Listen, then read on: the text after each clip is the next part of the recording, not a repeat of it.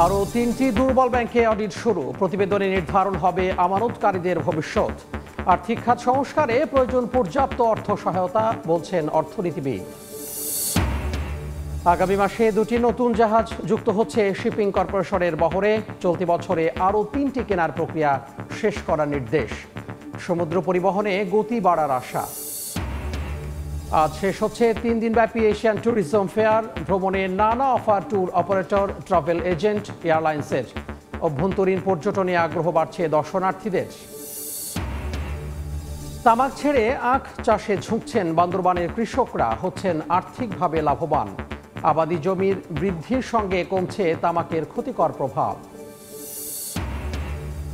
এবং ফোনালাপে টিকটক নিয়ে Beijing Washington চুক্তি সম্পন্ন, জানালেন ট্রাম্প।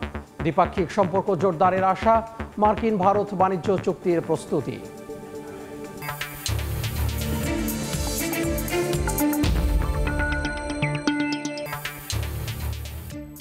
দেখছিলেন শিরোনাম। আমন্ত্রণ জানাচ্ছি দেশ ও দেশের বাইরের অর্থ বাণিজ্যের নানা খবর নিয়ে আমাদের নিয়মিত আয়োজন এ সময়ের বাণিজ্যে।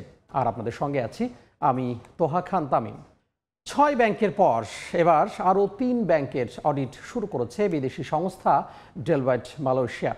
এডিবির অর্থায়নে এবার আইএফআইসি ন্যাশনাল রিভিউ AQR দেবে প্রতিষ্ঠানটি। এছাড়া বিশ্বব্যাংকের অর্থায়নে আরও 8 ব্যাংক রয়েছে অডিটের অপেক্ষায়। অর্থনীতিবিদদের মতে অডিটের প্রতিবেদনের পর প্রয়োজন হবে পর্যাপ্ত আর্থিক সহায়তা ও দক্ষ জনবলের। সেলিয়া সুলতানা রিপোর্ট। ঘুম বন্ধ, 3 ঘন্টার বেশি ঘুমাইতে পারি না, আর ডায়াবেটিস বেড়েই চলছে আমাদের। এইভাবে আমরা ডাক্তার দেখাতে হলে আমাদের চিন্তা করতে হয় যে পয়সা পাবো। আজাদ সাহেব যেটুকু বাঁচিয়ে রেখেছিলেন হোঁচট খাওয়ার সময়ের শক্তি আর অবলম্বন হিসেবে, তা এখন আটকে আমানত রক্ষাকারীদের দায়িত্বে থাকা ব্যাংকে। সামাজিকতা রক্ষা করতে গেলেও এখন পরের দিনের কথা ভাবতে হয়, অথচ গত 10 বছরের পরিকল্পনায় এই দুঃসময় ছিলই না। বাড়িঘর রিপেয়ারিং করতে পারতেছি না, আগে যেতাম কোনোখানে কোনো বাচ্চা দাওয়াতও খেতে যেতে পারি, সব বন্ধ। ব্যাংকের ফরেনসিক রিপোর্টগুলো আশা জাগায় না আজাদ সাহেবদের। তবু ব্যাংকপাড়া এরই মধ্যে 6 ব্যাংকের অডিট শেষ। এডিবির $50 কোটি খরচ হচ্ছে এসব ব্যাংকের সংস্কারে। এদিকে নিজের অবস্থার পরিবর্তনে ইসলামী ব্যাংক নিজের অর্থায়নে অডিট শেষ করেছে। ব্যাংকটিতে খেলাপি পুরোপুরি নিয়ন্ত্রণ না থাকলেও নানা ইতিবাচক উদ্যোগ নিজেদের অবস্থান ধরে রাখতে সহায়তা করেছে। এদিকে খাদের কিনারায় থাকা ন্যাশনাল, এবি ও আইএফআইসি ব্যাংকের অডিটে হাত দিয়েছে ডেলয়েট মালয়েশিয়া। বাংলাদেশ ব্যাংক সিদ্ধান্ত নিয়েছে সকল ব্যাংকের AQR করা হবে। অ্যাসেট কোয়ালিটি রিভিউ করার পর প্রাপ্ত ফলাফলের ভিত্তিতে তাদেরকে ওই অবস্থা থেকে উত্তরণের জন্য কি ব্যবস্থা নেওয়া যায় সেই সিদ্ধান্ত গ্রহণ করা। এছাড়া বিশ্বব্যাংকের অর্থায়নে আরও 8 ব্যাংকের অডিট রয়েছে অপেক্ষায়। টেন্ডারে ঠিক করা বিদেশি অডিট ফার্মের অ্যাসেট কোয়ালিটি রিভিউ বা AQR নির্ধারণ করবে এসব ব্যাংকের ভাগ্য। আর্থিক খাতের সংস্কারে বিশ্বব্যাংকের এই ঋণ নামমাত্র সুদে দেওয়া হবে বাংলাদেশ ব্যাংকে। অ্যাসেট কোয়ালিটি তারা টেস্ট করেছে, তার ভিত্তিতে একটা প্রেসক্রিপশন দিয়েছে, এবং এই সেই ডিরেক্টিভ বাস্তবায়ন করতে যে সরকারের সেই সক্ষমতা আছে কিনা, সরকারের সেই বাজেটটা আছে কিনা, বা তারা পুরোটাকে ওইভাবে করতে পারবে কিনা। যদি সবগুলো জিনিস একসাথে কাজ করে তখন হয়তো আপনি বলতে পারবেন যে আমরা ওই খাদের কিনারা থেকে তুলে নিয়ে আসছি। এছাড়া সংস্কারের অংশ হিসেবে ব্যাংকগুলোতে কাঠামোগত ও টেকসই ব্যবস্থাপনা এবং সুশাসন প্রতিষ্ঠায় রাজনৈতিক প্রভাবমুক্ত রাখার উপর জোর দিচ্ছেন আর্থিক খাত সংশ্লিষ্টরা। সেলিয়া সুলতানা, সময় সংবাদ, ঢাকা। দর্শক, প্রতিবেদনটি দেখলাম। দেশের ব্যাংক সহ আর্থিক খাতের বিশ্লেষণে আমাদের সঙ্গে ভার্চুয়ালি যুক্ত হয়েছেন বাংলাদেশ সুপ্রিম কোর্টের জ্যেষ্ঠ আইনজীবী ও অর্থনীতি বিশ্লেষক ব্যারিস্টার AM মাসুম। মাসুম, এই সময়ের বাণিজ্যে আপনাকে স্বাগত জানাচ্ছি। আপনাকে ধন্যবাদ। জি মাসুম, আমরা জানি যে 6টি ব্যাংক মার্জারের সিদ্ধান্তের পর আরও 3টি ব্যাংকের যে অডিট কার্যক্রম সেটি ইতিমধ্যে শুরু হয়েছে।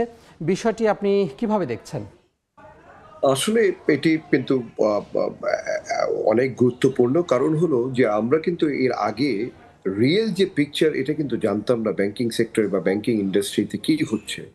ফর এক্সাম্পল, আপনি লোন যে কোয়ালিটি অথবা আমাদের যে নন পারফর্মিং লোন বা রাইট অফ বা ক্যাপিটাল শর্টফল বা প্রভিশন শর্টফল, এই রিয়েল পিকচারটা কোন ব্যাংকের কি সিচুয়েশন এটা কিন্তু রেগুলেটরি বডি বা আমাদের কাছেও এটা ক্লিয়ার ছিল না।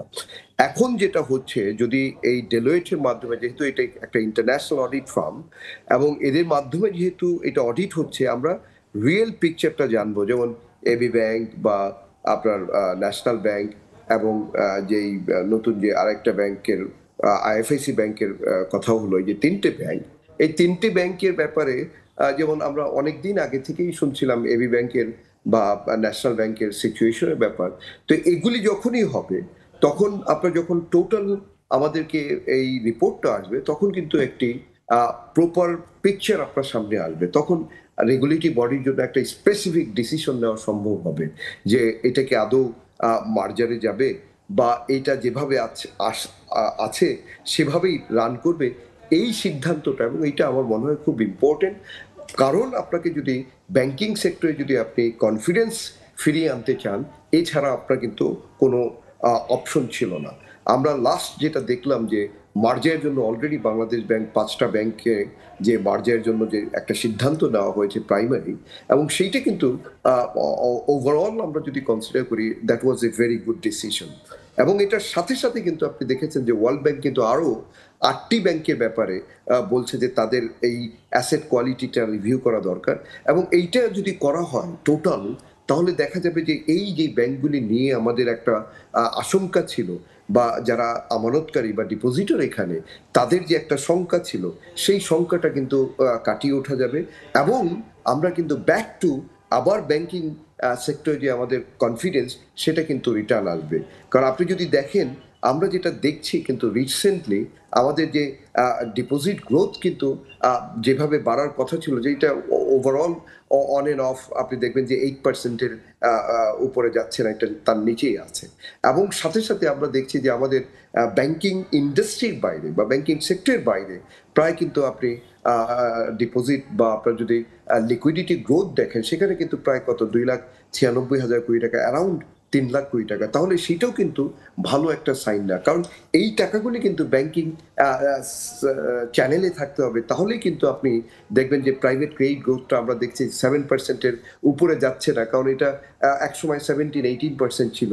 তাহলে ক্রেডিট গ্রোথ যদি না বাড়ে তাহলে কিন্তু আপনার কিন্তু ইনভেস্টমেন্ট হবে না, আর ইনভেস্টমেন্ট যদি না হয় তাহলে কিন্তু আমাদের এমপ্লয়মেন্ট ক্রিয়েট হবে না, আর এমপ্লয়মেন্ট ক্রিয়েট না হলে কিন্তু যত দিন যাবে আমরা দেখেছি যে একসময় আমাদের ইনফ্লেশন 10%-এর উপরে চলে গেল। সেখানে আমাদের বাংলাদেশ ব্যাংকের যে একেবারে স্ট্রেইট আমরা দেখেছি অনেকগুলি ইনিশিয়েটিভ, তার মধ্যে একটি বড় ইনিশিয়েটিভ যেটা হলো যে আপনি পলিসি রেট দেখেছেন যে একেবারে হাই এন্ডে 10% রেখেছে। তারপরে ইন্টারেস্ট আমাদের যে 6.9 ছিল সেটাকে উঠিয়ে দিয়ে আবার তারা কিন্তু ইন্টারেস্ট রেটটা, যেমন আমরা ট্রেজারি বন্ড বা বিলে দেখেছিলাম যে 13% পর্যন্ত ইন্টারেস্ট রেট চলে গিয়েছিল। তার মানে হলো ইন্টারেস্ট রেটটাকে বাড়িয়ে আমাদের ইনফ্লেশনটাকে কন্ট্রোল করা। এবং সেইভাবে আমরা যেভাবে দেখেছি যে মনিটারি পলিসিতেও একটা ভালো কন্ট্রাকশনারি অ্যাপ্রোচ নেওয়া হয়েছে, এইভাবেই কিন্তু চেষ্টা করা হচ্ছে। কিন্তু ওভারঅল আপনাকে যদি ব্যাংকিং সেক্টর যদি নেট অ্যান্ড ক্লিন না হয়, এবং সেখানে যদি ট্রাস্ট বা কনফিডেন্স যদি ডিপোজিটরদের না হয়, সেখানে যদি শঙ্কা থাকে যে আমার টাকাগুলি হয়তো বা ডিপোজিট যেটা আছে সেটা নাও থাকতে পারে, এবং সেটার সাথে সাথে আপনি দেখেছেন যে নন ব্যাংক যেগুলি আছে আমাদের লিজিং কোম্পানিগুলি, সেই ফাইন্যান্সিয়াল ইনস্টিটিউশনগুলি 35-এর মধ্যে প্রায় 20টির মতো কিন্তু ভেরি আশঙ্কাজনক অবস্থায়। এবং সেটাও কিন্তু বাংলাদেশ ব্যাংক আমি দেখেছি যে রিসেন্টলি একটা ইনিশিয়েটিভ নিয়েছে, অনেকগুলিকে লাইসেন্স ক্যান্সেল কেন করা হবে না সেটা শোকজ দেওয়া হয়েছে। কিন্তু এইগুলি একটা টোটালি একটা কিন্তু প্রপার অ্যাপ্রোচে আসতে হবে। টোটাল ব্যাংকিং সেক্টর, আপনার ফাইন্যান্সিয়াল ইনস্টিটিউশন সাথে সাথে ব্যাংক, এটা টোটালটাকে একটা ইনক্লুসিভ স্টেজে আসতে হবে। এবং যেগুলি আর কন্টিনিউ করা যাবে না, সেটাকে আমি যেটা দেখি যে একেবারে প্র্যাকটিক্যাল অ্যাপ্রোচ যে মার্জারে যাচ্ছে বাংলাদেশ ব্যাংক। এবং এটা কিন্তু ওয়ার্ল্ড ওয়াইড, শুধু বাংলাদেশে না। আপনি দেখবেন যে 90s-এ যেমন সাউথ কোরিয়াতে আমরা দেখেছি, থাইল্যান্ডে আমরা দেখেছি, আমরা ইভেন ইন্ডিয়াতে দেখেছি, এবং অনেক দেশে যেই ফাইন্যান্সিয়াল ক্রাইসিসে যখন ফেস করেছে তারাও কিন্তু এই মার্জার অ্যাপ্রোচে গিয়েছে। কিন্তু মার্জার অ্যাপ্রোচে গেলেই হবে না, এটার জন্য যারা দায়ী ছিল তাদেরকে আপনাকে অ্যাকাউন্টেবিলিটির মধ্যে আনতে হবে। যেমন আমরা দেখেছি গ্রিসে যারা মার্জার হয়েছে কিন্তু যারা এটার সাথে কানেক্টেড ছিল বা যারা এটাকে অ্যাবিউজ করেছে তাদেরকে অ্যাকাউন্টেবিলিটির মধ্যে আনেনি, এবং সেই জন্য কিন্তু আমরা দেখেছি মার্জার ফেইল করেছে। তাহলে আপনাকে যারা প্রকৃত দোষী সেটা একটা প্রপার আপনাকে ইনভেস্টিগেশন করে তাদেরকে আইনের আওতায় আনতে হবে। তাহলেই ফিউচারে যাতে এই ধরনের ঘটনা পুনরাবৃত্তি না ঘটে সেইটার দিকে কিন্তু নজর রাখা যাবে। কিন্তু এবং এখানে আপনাকে টোটাল একটা ইকোসিস্টেম ডেভেলপ করে আনতে হবে, যে ইকোসিস্টেমের মধ্যে কেউ যদি অপরাধ করে তাহলে তাকেই কিন্তু অ্যাকাউন্টেবিলিটির মধ্যে আনতে হবে। সেইভাবে যদি আমরা যাই তাহলে আমার মনে হয় there is a very good chances যে আমাদের ব্যাংকিং সেক্টর আবার একটা রিভাইভিং, এবং আমাদের যে দেখবেন যে মোস্টলি আমাদের যে ইনভেস্টমেন্ট এটা কিন্তু ব্যাংকিং সেক্টর ওরিয়েন্টেড, এটা কিন্তু ক্যাপিটাল মার্কেট থেকে আসে না। বাট ওভারঅল হেলদি ইকোনমিতে আপনি দেখবেন 70 to 75% কিন্তু আসে আপনার ক্যাপিটাল মার্কেট থেকে, সেটা কিন্তু আমরা করতে পারিনি। আমাদের কিন্তু মোস্টলি আসে হলো ব্যাংকিং সেক্টর থেকে। তাও আপনি দেখবেন যে টোটাল যে ডিপোজিট পুরো ওয়ার্ল্ড বাংলাদেশের, সেটা দুটো সিটি ঢাকা এবং আপনার চিটাগাং বেস মোস্টলি আমাদের ইনভেস্টমেন্টগুলি হয়ে যায়। তার যে কারণে অন্যান্য যে দেশের সেখান থেকে অনলি ডিপোজিট কালেক্ট হয় কিন্তু আপনার ইনভেস্টমেন্ট হচ্ছে না। তাহলে এই টোটাল একটা ইকোসিস্টেম আমাদের ডেভেলপ করতে হবে, এবং শুধু দুটো সিটি ওরিয়েন্টেড হলে হবে না, এটা আমার মনে হয় একেবারে গ্রামে গঞ্জে সকলকে ইনক্লুসিভ অ্যাপ্রোচে যদি যাই তাহলে আমরা অনেক ভালো করব। জি, জনাব মাসুম, আপনি বলছিলেন যে এই যে কনফিডেন্টের কথা বলছিলেন, এই প্রতিষ্ঠানগুলো যেগুলো অডিটের সিদ্ধান্ত হয়েছে সেগুলো তো দীর্ঘদিন ধরে তারা তাদের ব্যবসা পরিচালনা করে আসছে, তো সেটি কি নজরদারি ছিল না? এই যে ব্যাংক খাতে ম্যার্জারের ইস্যুটা নতুন করে আসছে, সেটি আসলে ঘুরে দাঁড়াবে কিনা ব্যাংক খাতগুলো? এটা অবশ্যই আপনি ভালো কথা বলেছেন, যে ওইটা আমি বললাম যে অ্যাকাউন্টেবিলিটির ব্যাপার, এখানে টোটাল ইকোসিস্টেমটাই ফেল করেছে। যেমন ধরেন আপনার যারা রেগুলেটর তারা এখানে ফেল করেছে, আপনার ব্যাংকের মধ্যে আপনার বোর্ড অ্যান্ড ম্যানেজমেন্ট বোথ এখানে করাপশনের সাথে ইনভলভ ছিল, ইভেন যারা আপনার ক্লায়েন্ট ছিলেন, যারা লোন নিয়েছে তারা ইনভলভ ছিল। তাহলে এইখানে টোটাল ইকোসিস্টেমটাই আমার মনে হয় যে করাপশনের সাথে ইনভলভ ছিল, যার জন্য এটা কাজ করেনি। বাট এখন বাংলাদেশ ব্যাংকের সাথে কাছে কিন্তু এই মার্জার ছাড়া আর কোনো ধরনের অপশন নেই, কিন্তু এইটাকে যদি প্রপারলি করা যায় তাহলে কিন্তু এটা আবার ব্যাক করার একটা সুযোগ আছে। বাট এখানে যারা অলরেডি এটার সাথে ইনভলভ ছিল, যাদের নেগেটিভ বা যারা অ্যাবিউজ করেছে, তাদেরকে অ্যাকাউন্টেবিলিটির মধ্যে আনতে হবে।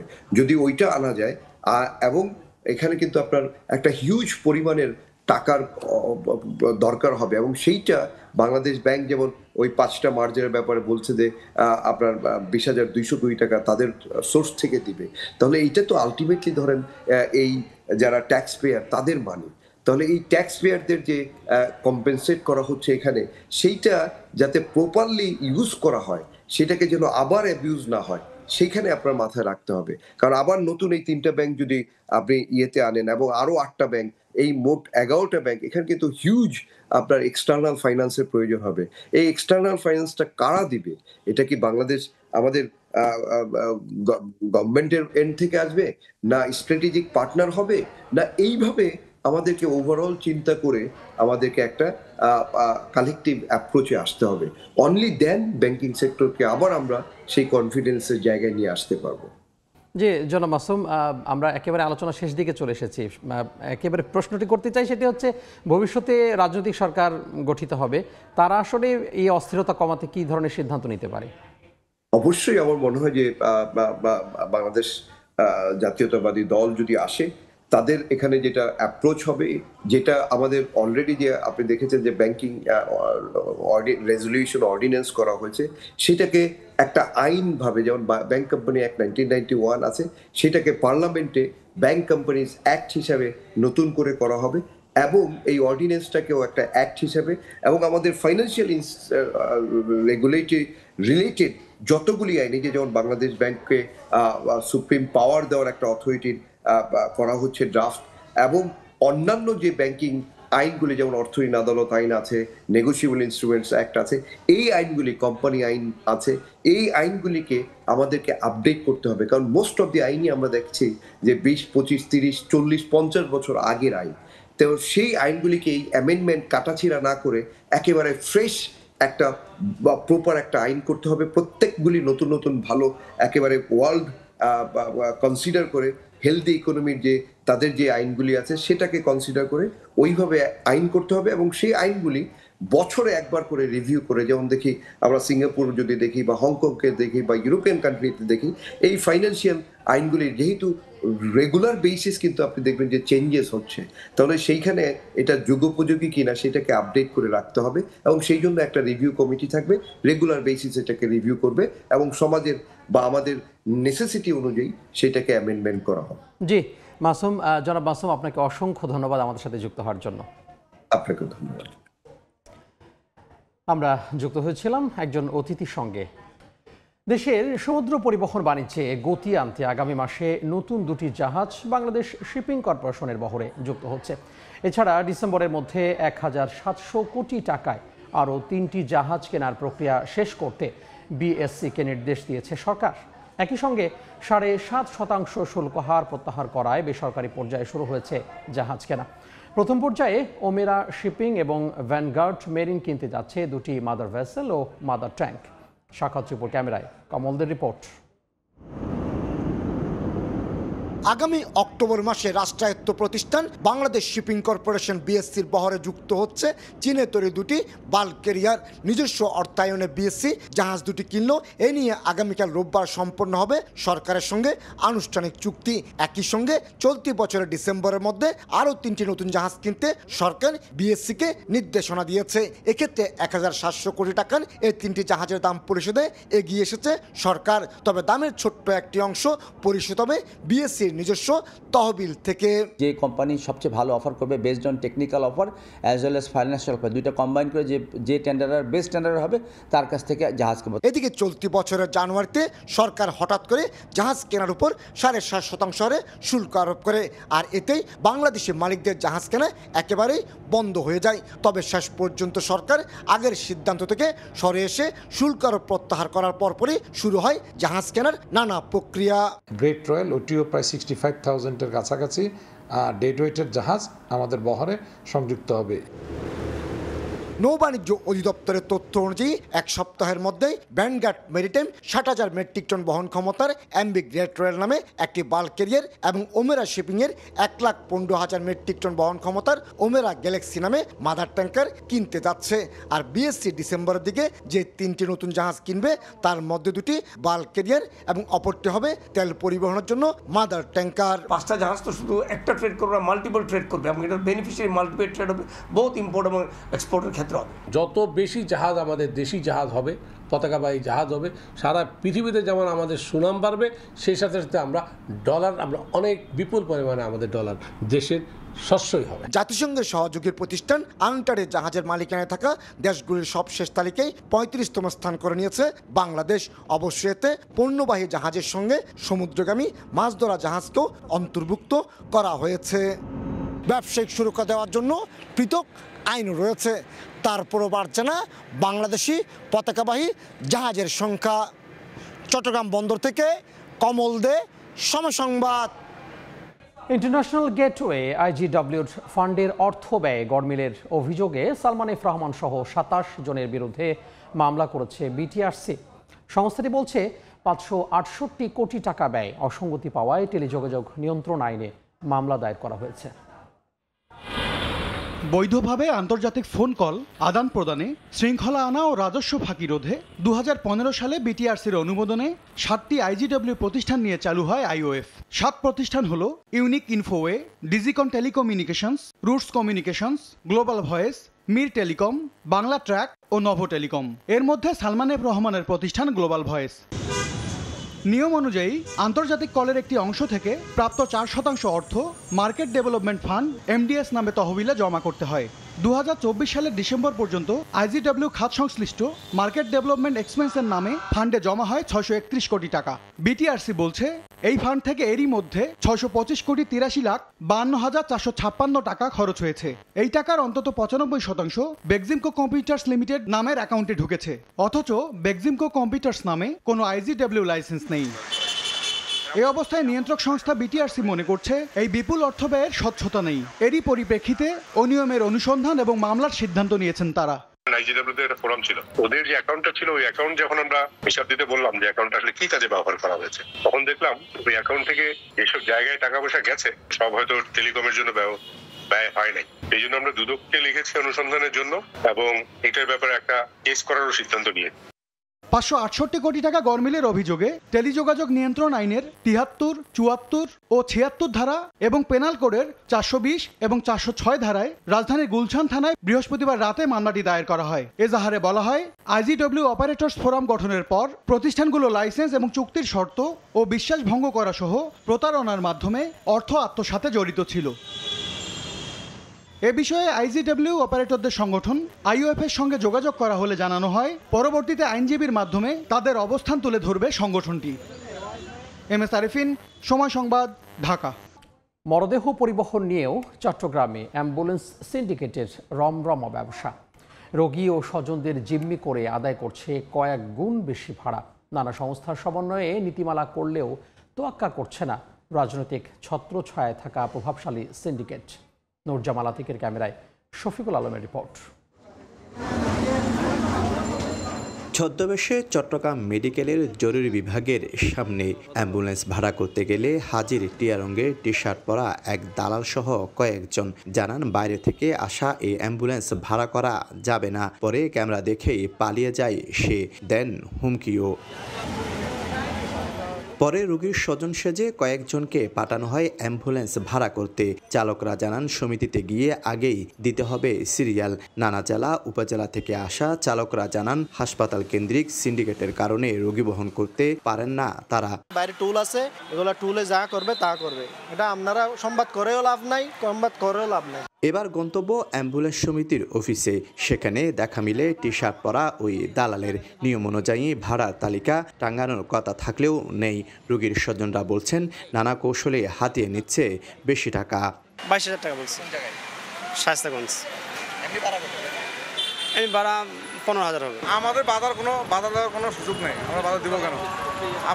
আপনার ইচ্ছা, আপনি যেখান থেকে ইচ্ছা সেখান থেকে গাড়ি নিয়ে যাবেন। এদিকে রোগী ভোগান্তি ও সিন্ডিকেট ঠেকাতে গত 18 জুন সিটি কর্পোরেশন, জেলা প্রশাসন, হাসপাতাল কর্তৃপক্ষ ও পুলিশ সহ সব সংস্থার সমন্বয়ে রোগী ও লাশ বহনের নীতিমালা করা হয়। তবে তা মানছে না রাজনৈতিক প্রভাব বলয়ে থাকা অ্যাম্বুলেন্স সিন্ডিকেট।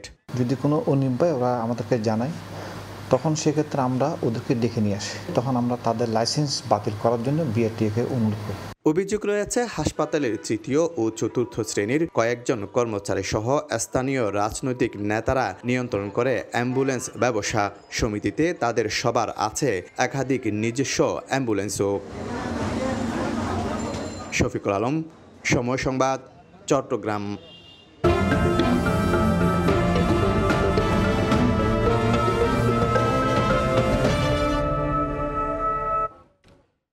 তামাক ছেড়ে আখ চাষে ঝুঁকছেন পার্বত্য জেলা বান্দরবানের কৃষকরা। গুড় তৈরি করে আর্থিকভাবে লাভবান হচ্ছেন তারা। এতে আবাদি জমি যেমন বাড়ছে, তেমনি কমছে তামাকের ক্ষতিকর প্রভাব। সোহেল কান্তিনাথের ক্যামেরায় বিস্তারিত NA জাকিরের রিপোর্ট। মাঠ জুড়ে আখের চাষ, পরিচর্যায় ব্যস্ত চাষিরা। বেছে বেছে পরিপূর্ণ আখ বাজারে বিক্রির জন্য কাটছেন কেউ কেউ। বান্দরবানের রুমা, রোয়াংছড়ি, লামা ও আলীকদম উপজেলার বিভিন্ন সমতল জায়গায় বাড়ছে আখ চাষ। এক সময়ে যেসব জমিতে তামাক চাষ হতো, সেই জমিতেই এখন আখ চাষ করে ভাগ্য বদলের চেষ্টা করছেন পাহাড়ের কৃষকরা। পাহাড়ি উৎপাদিত আখের গুণগত মান ভালো ও খেতে সুস্বাদু হওয়ায় বাজারে এর চাহিদাও রয়েছে ব্যাপক। তাই স্বল্প মূলধন ও কম পরিশ্রমে অধিক ফলন হওয়ায় সফলতার মুখ দেখছেন চাষিরা। গত বছর থেকে এবছর তো বেশি ফলন হইতেছে এবং ভালো বিক্রি হচ্ছে। 30 শতকে 2.5 লাখ টাকা বিক্রি হচ্ছে। তামাকের ক্ষতিকর প্রভাব থেকে পরিবেশ ও জনস্বাস্থ্যের সুরক্ষায় আখ চাষে কৃষকদের আগ্রহ বাড়াতে সব ধরনের সহায়তা দেওয়ার কথা জানান ইক্ষু গবেষণা ইনস্টিটিউটের এই কর্মকর্তা। কৃষকদেরকে আমরা সরাসরি মাঠ পর্যায়ে বীজ সুদর্পিত আখের বীজ প্রদান করি, শতকশক বীজ এবং সার ও কীটনাশক প্রদান করে থাকি। আমরা আশা রাখি এই তামাকের বিকল্প হিসেবে কিন্তু এই চাষ যদি বৃদ্ধি করা যায়, তাহলে এই অঞ্চলের কৃষকরা লাভবান হবে বা আর্থিকভাবে স্বাবলম্বী হবে। কৃষি বিভাগের তথ্য মতে চলতি বছর জেলায় 650 হেক্টর জমিতে আখের আবাদ হয়েছে, আর উৎপাদনের লক্ষ্যমাত্রা ধরা হয়েছে 1,04,000 মেট্রিক টন। NA জাকির, সময় সংবাদ, বান্দরবান। এখন চলছে ইলিশের ভরা মৌসুম, ফলে চাঁদপুরের সবচেয়ে বড় পাইকারি মাছের বাজারে মিলেছে নানা আকারের ইলিশ। এতে সরবরাহ ভালো থাকায় আকার ভেদে প্রতি কেজি ইলিশের দাম কমেছে 100 থেকে 150 টাকা পর্যন্ত। বিস্তারিত জানাতে আমাদের সাথে সরাসরি যুক্ত হচ্ছেন সহকর্মী ফারুক আহমেদ। ফারুক, বলা যেতে পারে যে অনেকটা সরগরম চাঁদপুরের সবচেয়ে বড় যে পাইকারি মাছ বাজার বড় স্টেশন। মৌসুমের এই সময় নানা আকারের ইলিশ মিলছে এই বাজারটিতে। তো আমরা যদি একটু দেখাতে চাই যে চাঁদপুরের এই যে বড় স্টেশন পাইকারি বাজার, এখন যেহেতু ভরা মৌসুম ইলিশের, তাই এই যে ইলিশগুলো আমরা দেখতে পাচ্ছি এখানে কিন্তু বড় আকারের ইলিশ যেমন আছে, ছোট আকারের ইলিশের সংখ্যা তার চাইতে কিন্তু অনেক বেশি। আর একটা বিষয় আমরা কিন্তু লক্ষ্য করেছি যে ইলিশগুলো এগুলো মূলত চাঁদপুরের পদ্মা মেঘনাটা যে এমনটা নয়, এখানে খুব সামান্য ইলিশে ধরা পড়তে, বেশিরভাগ ইলিশই কিন্তু সরবরাহ হয়েছে উপকূল থেকে, অর্থাৎ সাগর এবং উপকূলে এখন জেলেরা বেশ ব্যস্ত সময়ে পার করছেন। ব্যাপারীরা জানিয়েছেন যে আর 3 সপ্তাহ পর 22 দিনের নিষেধাজ্ঞা শুরু হচ্ছে, অর্থাৎ মা ইলিশ সংরক্ষণের যে 22 দিনের নিষেধাজ্ঞা হবে তার যে একটা সময় পেয়েছে এই 3 সপ্তাহের মধ্যে মূলত জেলেরা কিন্তু এখন নির্বিচারে সাগর এবং উপকূলে তারা ইলিশ শিকারে ব্যস্ত হয়ে পড়েছেন, যে কারণে বড় আকারের ইলিশের চাইতে কিন্তু ছোট আকারের ইলিশগুলোই ধরা পড়ছে বেশি।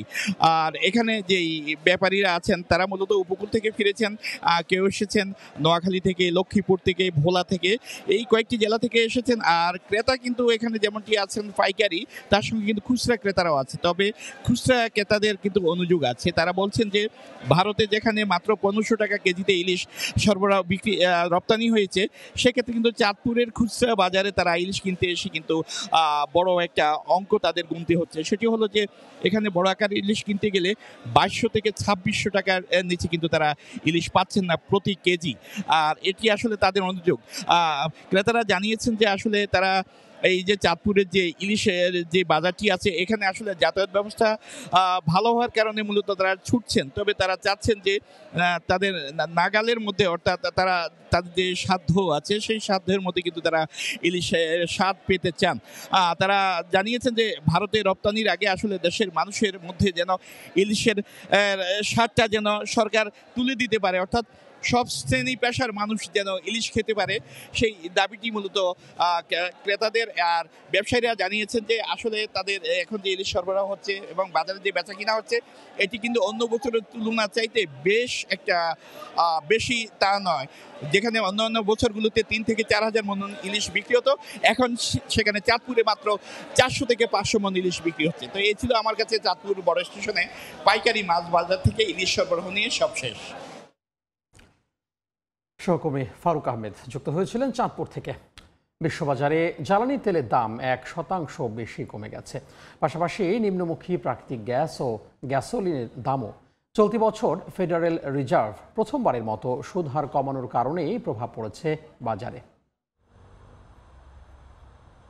যুক্তরাষ্ট্রের শ্রম বাজারের সংকট, আফ্রো আমেরিকানদের মধ্যে উচ্চ বেকারত্ব, কর্মঘণ্টা কমে যাওয়া ও নতুন চাকরি সৃষ্টির গতি টেনে ধরায় চলতি বছর প্রথমবারের মতো সুদহার কমিয়েছে ফেডারেল রিজার্ভ। মার্কিন কেন্দ্রীয় ব্যাংক নীতি সুদহার 25 ভিত্তি পয়েন্ট কমিয়ে 4 থেকে 4.25% নামিয়ে এনেছে। এমন খবরে সরবরাহ বৃদ্ধি ও চাহিদা কমার উদ্বেগ সামনে রেখে শুক্রবার বিশ্ববাজারে জ্বালানি তেলের দাম 1%-এরও বেশি কমে যায়। ব্রেন্ট ক্রুডের দাম 1.1% কমে ব্যারেল প্রতি নেমেছে $66.68। মার্কিন ওয়েস্ট টেক্সাস ইন্টারমিডিয়েট WTI এর দাম 1.4% কমে ব্যারেল প্রতি $62.68 নেমেছে। ভালো মজুদ থাকায় প্রাকৃতিক গ্যাসের দাম গেল 3 সপ্তাহের মধ্যে সর্বনিম্ন অবস্থান করছে। শুক্রবার প্রতি MMBTU এর দাম 0.71% কমে $2.91 নেমেছে। কমেছে গ্যাসোলিনের দামও, প্রতি গ্যালনের দাম 2.22% কমে দাঁড়িয়েছে $1.96। ইয়ানুর শিফাত, সময় সংবাদ। টিকটকের সঙ্গে মার্কিনদের ব্যবসায়িক লেনদেন নিয়ে চীনের প্রেসিডেন্ট শি জিনপিং এর সঙ্গে চুক্তিতে পৌঁছানোর কথা জানিয়েছেন মার্কিন প্রেসিডেন্ট ডোনাল্ড ট্রাম্প। চীনা প্রেসিডেন্ট শি জিনপিং বলেছেন, চীন ও যুক্তরাষ্ট্র পারস্পরিক সম্মান, শান্তিপূর্ণ সহাবস্থান ও সহযোগিতার মাধ্যমে সাফল্য অর্জনের পথে এগিয়ে যাবে। এদিকে ভারত ও যুক্তরাষ্ট্রের সঙ্গে বাণিজ্য চুক্তির জোরদারের ওপর কাজ করছে। এর মধ্যেই চীন ও ভারতের ওপর শুল্ক আরোপের হুমকি দিয়েছেন ট্রাম্প। দ্বন্দ্ব ভুলে এবার সহযোগিতার পথে হাঁটার পরিকল্পনা করছে যুক্তরাষ্ট্র ও চীন। শুক্রবার দুই দেশের রাষ্ট্রপ্রধানের মধ্যে ফোনালাপ হয়। এ সময় দ্বিপাক্ষিক সম্পর্ক, বাণিজ্য ও প্রযুক্তি নিয়ে আলোচনা করেন মার্কিন প্রেসিডেন্ট ডোনাল্ড ট্রাম্প এবং চীনের প্রেসিডেন্ট শি জিনপিং। এ সময় চীন ও যুক্তরাষ্ট্রের সম্পর্ককে বিশ্বের সবচেয়ে গুরুত্বপূর্ণ দ্বিপাক্ষিক সম্পর্ক হিসেবে উল্লেখ করেন ট্রাম্প। দ্বিতীয় বিশ্বযুদ্ধের ইতিহাস থেকে শিক্ষা নিয়ে শান্তি ও সহযোগিতার পথে এগোনোর আহ্বান জানান শি। তাদের আলোচনায় টিকটকের মার্কিন ব্যবসার ভবিষ্যৎ চুক্তিও নিশ্চিত হয়েছে বলে জানান মার্কিন প্রেসিডেন্ট। গণমাধ্যমের ধারণা, পূর্ব শর্ত অনুযায়ী মার্কিন বিনিয়োগকারীরা টিকটকের মার্কিন ব্যবসা কিনে নেবেন এবং অ্যাপ মার্কিন বাজারে চালু থাকবে। ট্রাম্প বলেন, বাজার নিয়ম ও আইন মেনে চুক্তি হবে এবং দুই দেশের স্বার্থ বিবেচনা করা হবে। শি জিনপিং বলেন, চীনের পক্ষে ব্যবসায়িক আলোচনায় উভয় দেশের স্বার্থের সমন্বয় গুরুত্বপূর্ণ। এদিকে ভারত ও যুক্তরাষ্ট্র বাণিজ্য আলোচনা জোরদার করার বিষয়ে সম্মত হয়েছে। ভারতীয় পররাষ্ট্র মন্ত্রণালয় জানায়, 16 সেপ্টেম্বর নয়াদিল্লিতে ব্রেন্ডন লিঞ্চের নেতৃত্বে মার্কিন দল ভারতীয় বাণিজ্য কর্মকর্তাদের সঙ্গে বৈঠক করেছে। প্রধান আলোচক রাজেশ আগরওয়াল জানান, আগের আলোচনায় ফার্ম ও ডেইরি মার্কেট খোলার বিষয়ে সমঝোতা হয়নি। এবার 6ষ্ঠ দফার আলোচনার প্রস্তুতি চলছে। দ্বিপাক্ষিক সম্পর্ক জোরদারের উদ্দেশ্যে আলোচনার মধ্যেই আবারও চীন ও ভারতের ওপর শুল্ক আরোপের হুঁশিয়ারি দিয়েছেন ট্রাম্প। তার দাবি, চীন ও ভারত যদি রাশিয়ার তেল কেনা বন্ধ না করে তাহলে শুল্ক ও অন্যান্য অর্থনৈতিক পদক্ষেপের মাধ্যমে চাপ প্রয়োগ করা হবে। সাদিয়া তাসনিম, সময় সংবাদ। প্রথমবারের মতো কৃত্রিম বুদ্ধিমত্তা নির্ভর চালকবিহীন ট্রাম পরিচালনা শুরু করেছে রাশিয়া। দেশটির নগর পরিবহন কর্তৃপক্ষ জানায়, কয়েক দফা ট্রায়াল রানের পর রাজধানী মস্কোয় গত 3 সেপ্টেম্বর থেকে চালকবিহীন ট্রামে যাত্রী পরিবহন শুরু হয়েছে। আলো ও শব্দ শনাক্তকরণ যন্ত্র, রাডার ও ক্যামেরার সমন্বয়ে সজ্জিত নতুন ট্রামটি শহরের উত্তর পশ্চিমাঞ্চলে যাত্রী পরিবহনে ব্যবহার হবে। চালকবিহীন নতুন এই ট্রাম সেবা পেয়ে যাত্রীরা উচ্ছ্বসিত। এদিকে 2030 সালের মধ্যে মস্কোতে এআই প্রযুক্তি ব্যবহার করে 300-র বেশি চালকবিহীন ট্রাম আনা হবে বলে জানানো হয়েছে।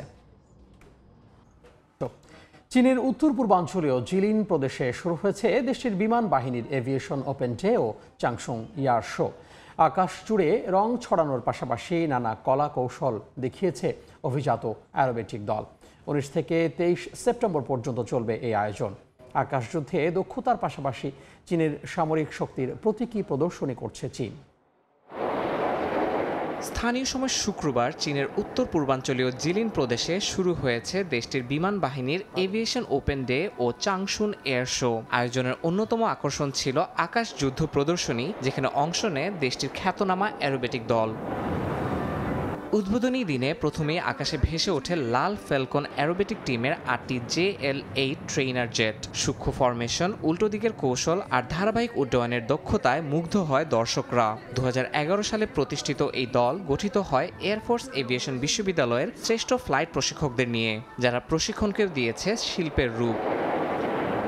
এরপর আসে বাই অ্যারোবেটিক টিম। 6টি J-10 যুদ্ধবিমান নিয়ে তাদের আকাশে উড্ডয়ন যেন এক ভিন্ন আবহ তৈরি করে। নীল আকাশের পটভূমিতে বিমানগুলো দৃষ্টিনন্দন কৌশল সম্পন্ন করে, যা প্রতিটি মুহূর্তে আটকে রাখে দর্শকদের দৃষ্টি। আকাশচিত্রে নজর কাড়া এই আয়োজনকে ঘিরে দেশি বিদেশি দর্শকদের ভিড় জমে। শুধু প্রদর্শনী নয়, বরং চীনের আধুনিক এয়ারফোর্সের সক্ষমতার প্রতীকী উপস্থাপনায় হয়ে ওঠে এর মূল আকর্ষণ। 23 সেপ্টেম্বর পর্যন্ত চলবে এই আকর্ষণীয় প্রদর্শনী।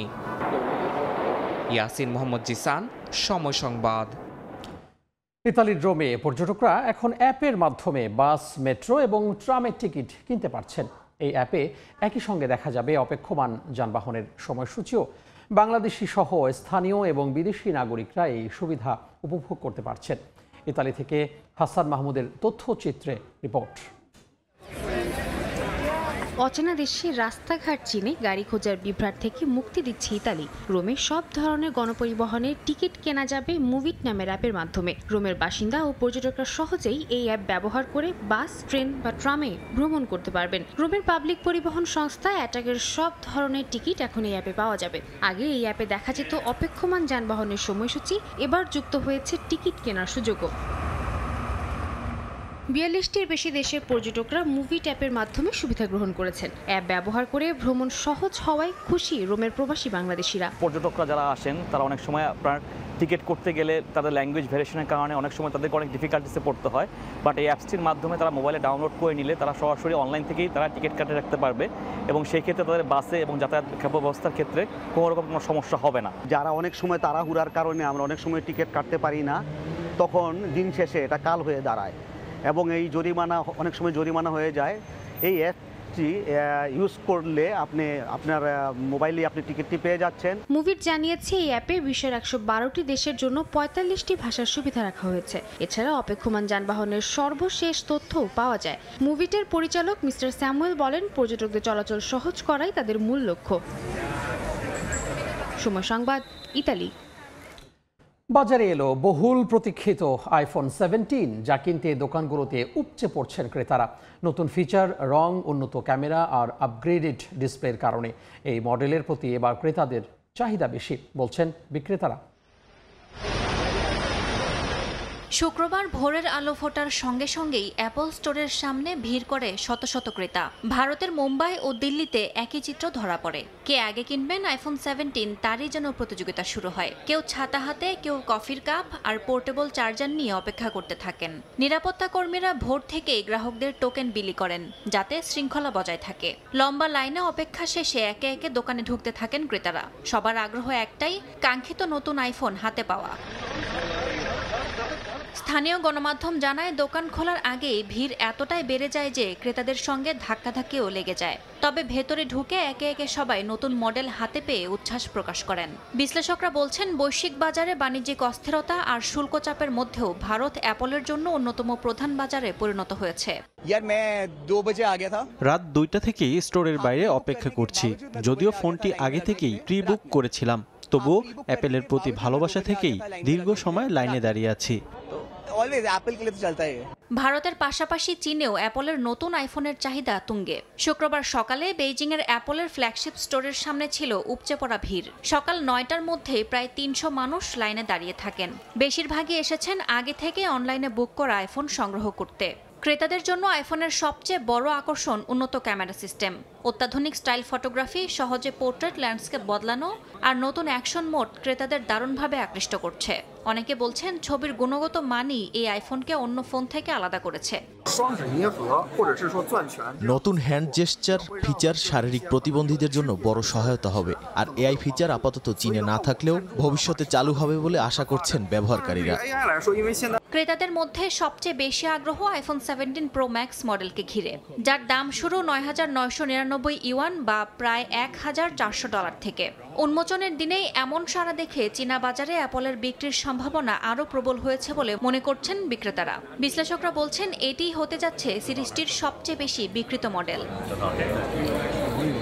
ইয়াসমিন অনন্যা, সময় সংবাদ। এই পর্যায়ে শীর্ষ সংবাদগুলো জানিয়ে দিচ্ছি আরও একবার। আরও 3টি দুর্বল ব্যাংকে অডিট শুরু। প্রতিবেদনে নির্ধারণ হবে আমানতকারীদের ভবিষ্যৎ। আর্থিক খাত সংস্কারে প্রয়োজন পর্যাপ্ত অর্থ সহায়তা, বলছেন অর্থনীতিবিদ। আগামী মাসে 2টি নতুন জাহাজ যুক্ত হচ্ছে শিপিং কর্পোরেশনের বহরে। চলতি বছরে আরও 3টি কেনার প্রক্রিয়া শেষ করার নির্দেশ। সমুদ্র পরিবহনে গতি বাড়ার আশা। আজ শেষ হচ্ছে 3 দিনব্যাপী এশিয়ান ট্যুরিজম ফেয়ার। ভ্রমণের নানা offer tour operator, travel agent, এয়ারলাইন্সের। অভ্যন্তরীণ পর্যটনে আগ্রহ বাড়ছে দর্শনার্থীদের।